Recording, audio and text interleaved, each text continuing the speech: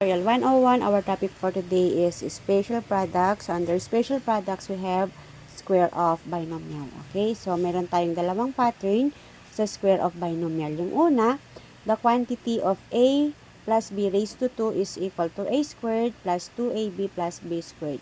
Yung pangalawa, the quantity of a minus b raised to 2 is equal to a squared minus 2ab plus b squared. Okay, let's have example number 1. We have x minus 3 raised to 2 or the quantity of x minus 3 raised to 2. So, minus po yung operation, ay ang gagamitin nating pattern ay yung pangalawa. Okay? Yung a minus b raised to 2. So, copyhin natin yung pattern. We have a squared minus 2ab plus b squared. Okay? Next step, we're going to identify our a and b.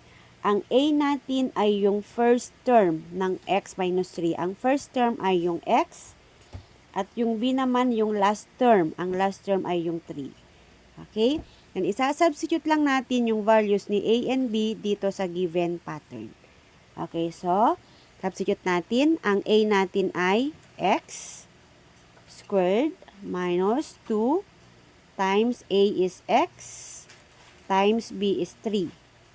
Plus, ang b natin ay 3, so substitute 3 raised to 2. Then, simplify, okay? So, we have copy x squared minus 2 times x is equal to 2x times 3 is equal to 6x.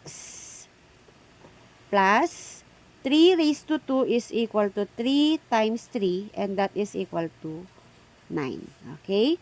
So, x minus 3 raised to 2 is equal to x squared minus 6x plus 9. Gets? Okay, kung gets po, pakisagutan po itong pangalawang example.